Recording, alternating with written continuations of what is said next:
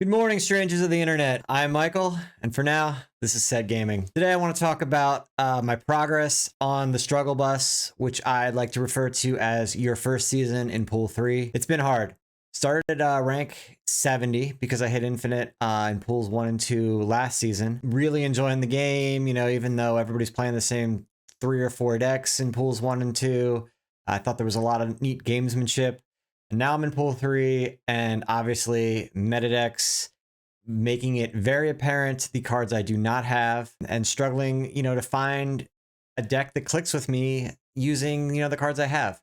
I see a lot of videos on YouTube from top players or top content creators who, you know, they play on stream with their amazing decks, hit infinite, and then say, hey, look, you know, you can also hit infinite. Lots of people do it. And I think some of that's true. I think a lot of Marvel Snap is obviously knowing what to expect, knowing what your opponent's going to do, and anticipating your plays or your retreats based on that information. And as a new player to Pool 3, that's difficult.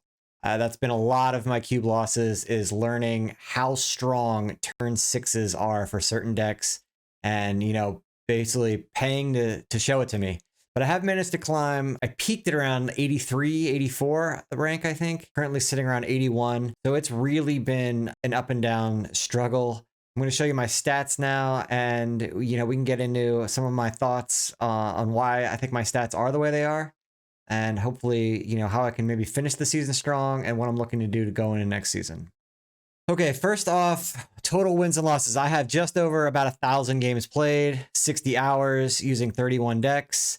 I don't know if this is a lot.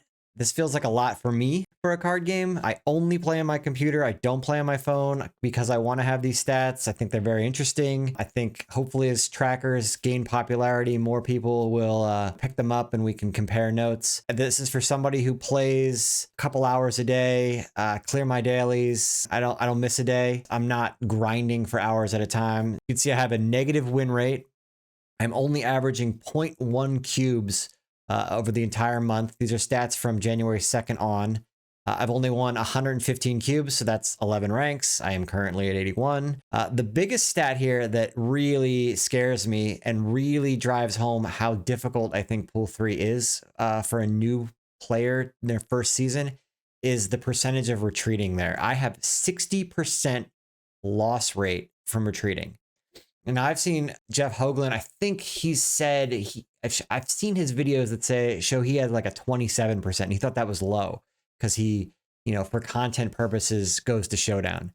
And I think this really drives home how difficult it is in Pool 3 because when you get snapped on and once you learn the meta, you know how explosive turn 6 plays can be from decks like Patriot and Surfer and Discard and Zola and, you know, Shuri decks I see once in a while, and every once in a while I see a Galactus deck. It's a testament of how, and I don't even think I retreat as often as I should, because in my head, I'm like, oh, they snapped. I should probably get out of here because I'm not doing anything amazing. I'm playing a very linear tempo. You know, I'm going to put a Devil Dinosaur down. I'm going to put Magneto down.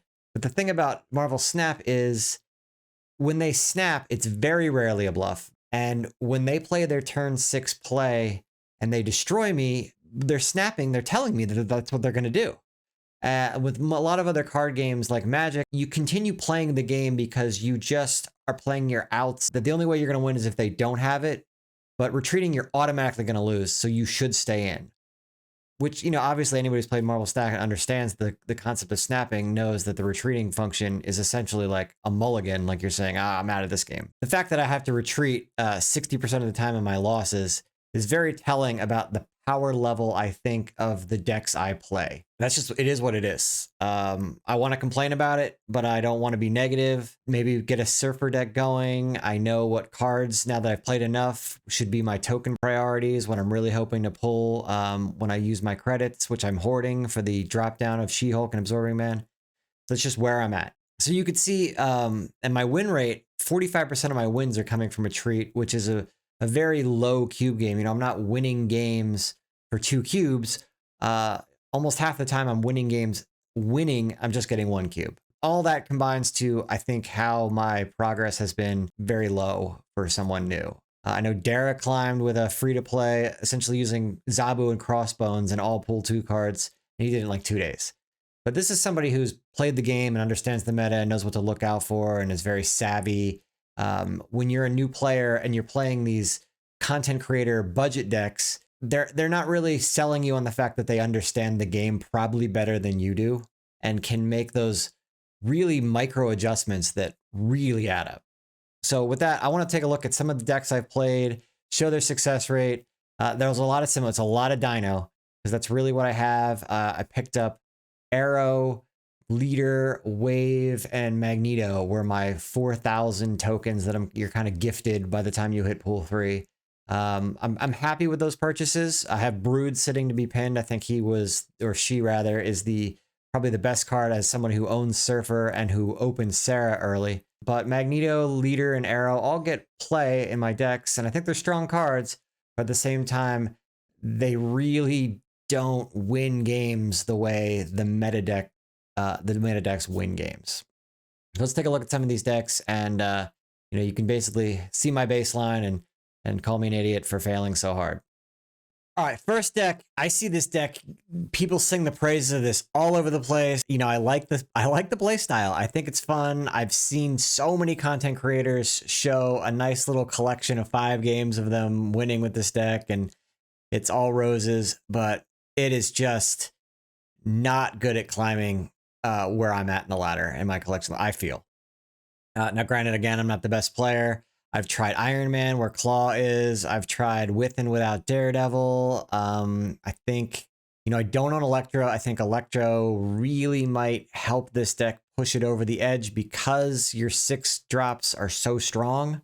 And maybe playing an early Professor X is so strong. But, it's a very transparent deck. Your opponents know what you're doing on usually turn 2. If they see an Ant-Man, they know what you're doing. If they see a Colossus, they probably know what you're doing. Captain America gives it away. And by the time you drop Warpath, it's completely obvious what you're doing. Destroyer as a 15 power card in a Cosmo lane, 18 power sounds great. You're not really surprising anybody. They know how to play around it. The Brood Surfer with another 3-drop outscales you. And then they just have to find the other lane. The decks that go wide, really, I feel prey on this. And I feel like the decks that go wide are very popular. And this deck just feels like it's from another time. I don't know. I know people have hit infinite with it. I just don't think it's great. If you're eyeing Destroyer or Daredevil in your token shop, I think that's a mistake. If you have these cards, give it a shot. But otherwise, I would not make it a priority. And next I have I guess this is Dara's free-to-play Zabu deck, which is just Zabu, Crossbones, no other pool 3 cards. Again, he climbed all the way to infinite like 2 days at the start of the season on his free-to-play account. It's fun. It makes sense. Didn't have a lot of success. You can see my seasonal ranking. I'm negative cube gain, but I played a little bit recently and I've had some success with it. It's a deck I'm interested in. Again, by now, I think it's pretty transparent. People know what you're doing. You drop Zabu on 3. You better have snapped, or your opponent's probably gone unless they're going to wombo you, which again makes it a very tricky deck to get a lot of cubes for someone like me. But it's fun. I think it's competitive, but I wouldn't buy Crossbones. I think it's a slow grind, man. And then there's DinoControl. This is kind of the shell I've been playing all these other decks. Just basically the 4 drops, Devil Dinosaur, good early game. This is one I think I saw Teddy playing or recommending. Using Daredevil here is something I hadn't tried. I like Daredevil a lot. I like the knowledge, but it just doesn't have really the early game to make Leader kind of go off. And if you're not playing Leader, you're kind of just playing a double dinosaur deck. Professor X is another thing that it seems like it's a great idea. But again, with the the Surfer decks able to pump so much extra power in the lane you might have locked down, it never feels like you actually win the lane that you think you've locked down to win the lane. Strong.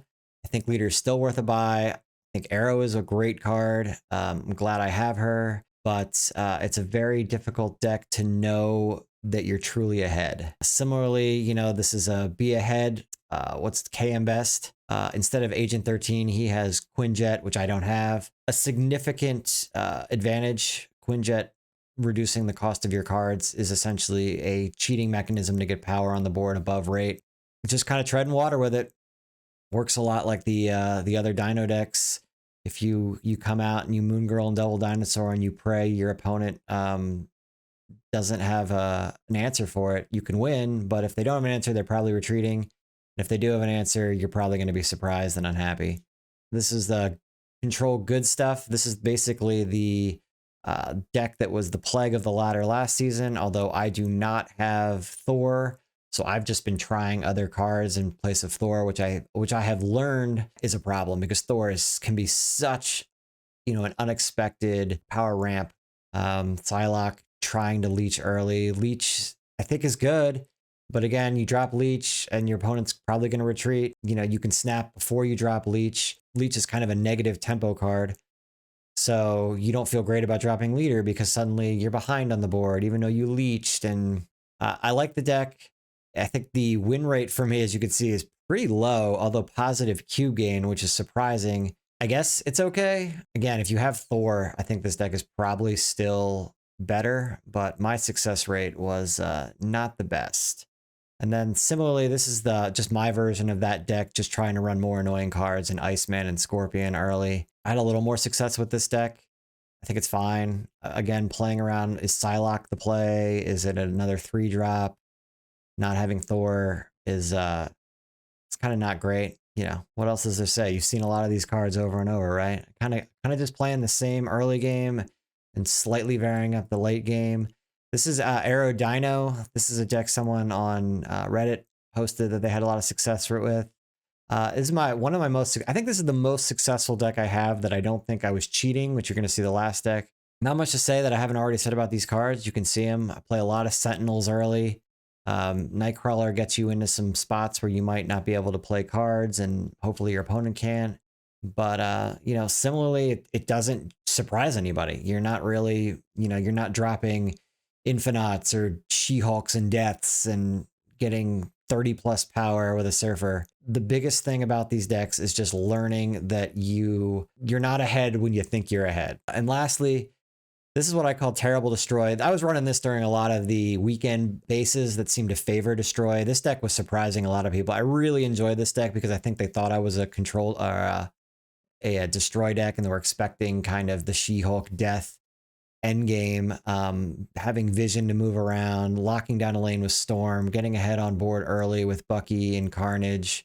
It's a lot of fun. I think it was sneaky. It's really, as you could see, the last almost 20 games or so I've played when I wasn't playing in a I guess destroy base meta, kind of not as great, considering I'm only running one pool 3 card, and that's Leader. I always go back to this. I keep wanting to play this deck because again, it has a half a cube win rate currently after over 100 games. I think it surprises people, but overall, like everything you've seen here, not blowing people out of the water on turn 6.